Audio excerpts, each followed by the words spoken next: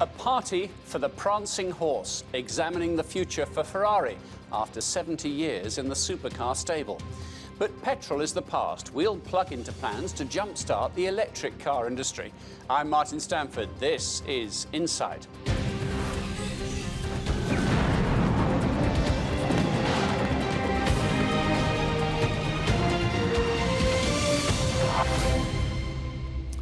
Welcome to Inside. They're fast, expensive, they're normally bright red, and they've got a prancing horse on the front. If you don't know we're talking about a Ferrari by now, you're probably in the minority. The Italian car maker is celebrating its 70th birthday this year, and despite its advanced years, it's still turning heads, as Insight's Dana Lewis reports.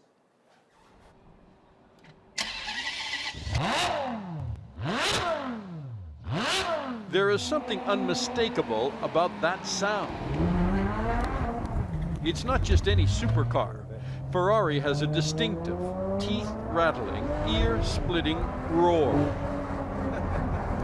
Joe McCurry took us for a ride through South London in this 599. Acceleration is gut-wrenching. I'm trying to stop myself from smiling. It's got some pickup. That's got a kick. And, but this is a 599 GTO. This is a, it's a limited edition. It's 600 or 700 horsepower. There is no way to talk in that car, so we moved to McCurry's showroom. McCurry used to race Ferrari, now he sells them. Clearly, it's a love affair. Buyers can go out with a check and buy something with 500, 600, 1,000 horsepower today, which is a handful. In 2017, Ferrari is 70 years old, and McCurry seems to have owned most of them. His walls are adorned with pictures of Enzo Ferrari, who founded the company in November 1929. Enzo reluctantly, sparingly sold Ferraris commercially to fund Ferrari racing. But he never fully embraced the idea Ferrari should be sold to what have been called one-gear wonders, or people who barely know how to drive them. New Ferraris cost a few $100,000. People wait years. Yeah. Like if somebody said if I ordered the new Ferrari that's coming out right now, I might have to wait till 2020. Oh yeah, for sure. If you want the new 812 that's coming out, it's going to be launched this year, and you wanted a car, I think you'd be lucky to get it before 2020. And the classics. McCurry leads us past a few. If you think the new ones are expensive, this is a 1961. Ferraris are timeless and priceless. What did that sell for when it was new? Oh, I wouldn't remember. I wasn't around at that age. However, it would have probably been equivalent of $1,000, something like that. And now? $7, $8 million. You're kidding me. Yeah. Okay, I get a second look now. Yeah, it's worth it. Just piqued my interest. A lot of people would say it was the prettiest coupe built on the planet. In 2017, Ferrari has never been more profitable. In fact, they now sell about 8,000 of these cars per year, and at a price tag of over $300,000 US each. I mean, in most countries, that'd buy you a home. But as the rich like to say, if you have it, flaunt it, or at least rev that engine loud. Ferrari has revved its engines in Asia, and inroads in places like China have put the Ferrari brand in pole position. Ferrari's worldwide profits are soaring.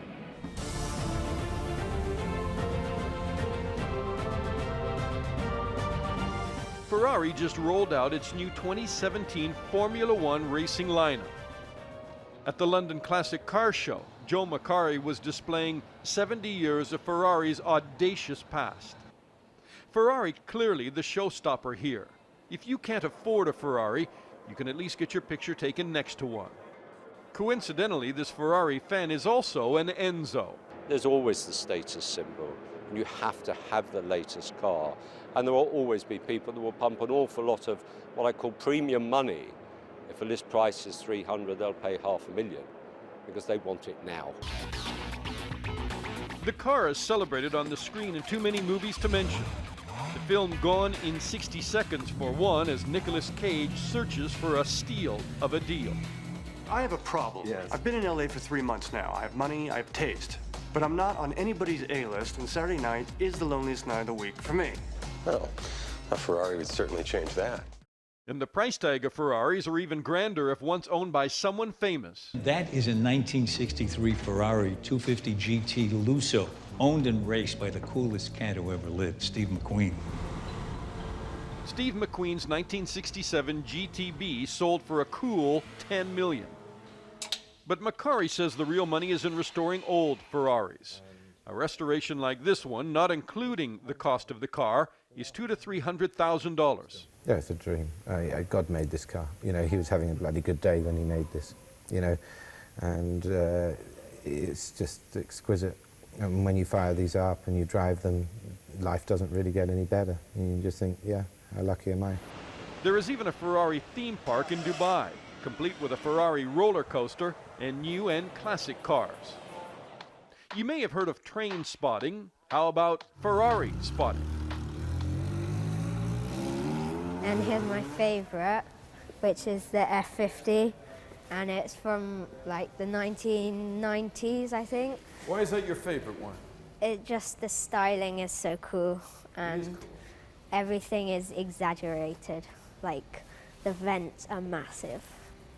I could probably just fit my head in there, it's so big. TJ spends weekends tracking the cars in London, and Ferrari owners seem to crave the attention. How many pictures do you have? Oh, wow. 300 just yesterday. You love these cars. Yeah, we were out for like 3 hours. Ferrari may be an indulgence for the rich, but for kids, the dancing horse can be motivational. This 13-year-old wants to become an engineer and one day a car designer. What is it about Ferrari that inspires you so much? The speed, the design, and that it has the color red, which is just iconic, and it's just so cool. And the sound is just, I love it.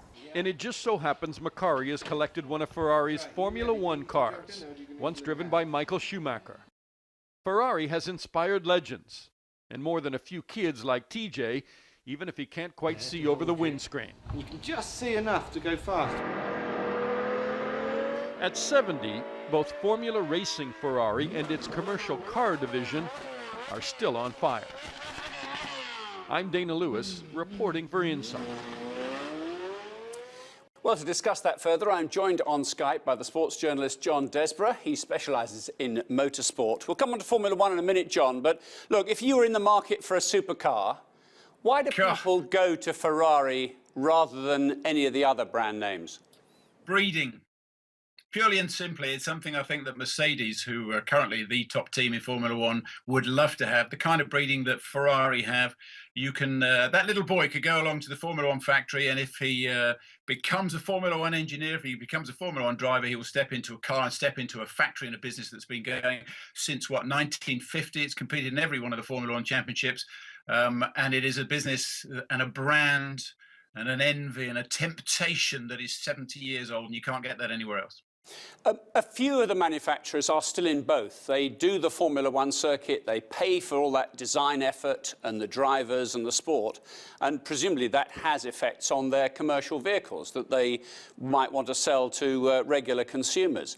But there are others, the Bugatti Veyron, for instance, they survive as a supercar in their own right. They don't have motorsport. So how crucial is the Formula One scene, John? The manufacturers go racing in any kind of motorsport, be it Formula One or any other championship, simply to sell motor cars. It is all commercial. It might be that we look at it and we say we're in it for the sport or we're in it for the glory, but it's not. That is purely a commercial thing. And the same applies to Ferrari as applies to any other team up and down championships around the world. They're there to sell cars. So Ferrari are having a miserable time around the Formula One race circuits of the world, aren't they? Does that mean people aren't buying their cars?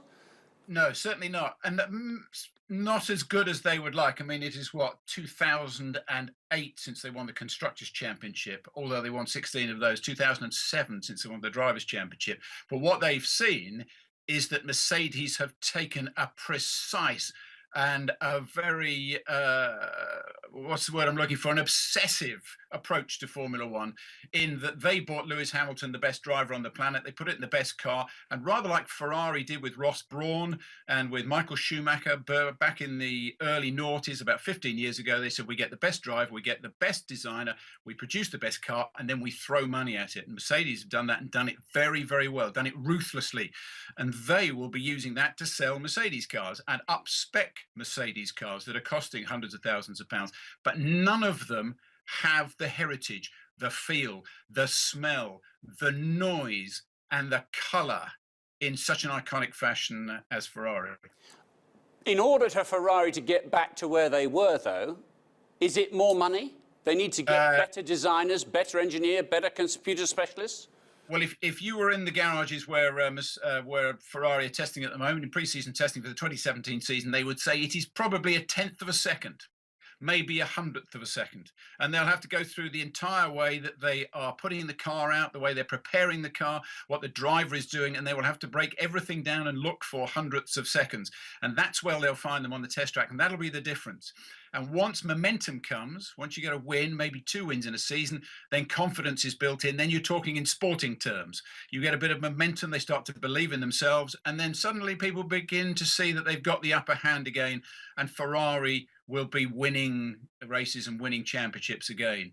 And that, I dare say, will have some sort of an up effect in sales of Ferraris. But, you know, Martin, this is a business which is, what, about 3 billion quid's worth in turnover a year. They make about 300 million pounds in profit, and they sell, well, I think they want to try and sell 9,000 units by 2020. I mean, what a business this is.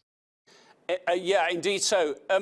But John, if you're talking about that tight of detail, the human element, and for the moment they've still put a human being in these race cars, although we all know they're automated up to their tailpipes, aren't they? But that human being is very important as well. So I suppose if they want to do better, they're going to have to attract a better driver.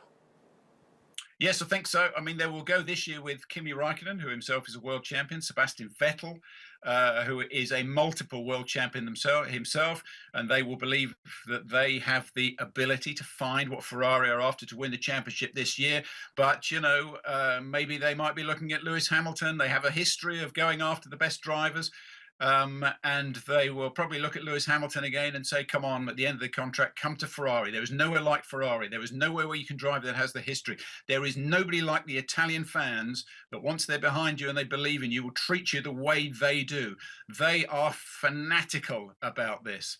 And if you really, really want to achieve in Formula One, after all the other things you've done, you've got a title with McLaren, you've got a couple with Mercedes, then Ferrari is the place to come and do it. And if he did, it would be to pull off one of the great accomplishments in sport, to go to a brand like that and hand them their first constructors title since 2008. And I know you're probably buying these things all the time, John. I don't think they're a little bit out of my pocket. But for the owner of a supercar, you've just forked out what, $300,000, $400,000, maybe $500,000 for this car. You may have waited 10 years, as we've heard, to actually own it. When most of our cities around Western Europe, probably around the world to be fair, are clogged with traffic, what the hell's the point? You go to America and you go to Canada, where the two big markets are for Ferrari. That's where they sell, I think, 30 or 40% of their cars. And I was very amused to see that you managed to find a dealer, I think, in southwest London to take that car out. When you think of all the obstacles that there are to not taking a Ferrari out on the road, you have to be in a place where you can go out and drive it and enjoy it. And that might not necessarily be in the country. It'll be on flat, great roads, somewhere where you can open it up. There are no speed cameras. There are no dangers on the road where you can enjoy yourself, and you can hear the engine note, you can smell the leather, and you can be part of that exclusive club of all those other great drivers, not motorists, but drivers who have sat in that brand and driven one of those cars and heard that engine note roaring behind you. Thank you very much, John Desborough. This is Insight. Coming up, we examine the future of electric vehicles.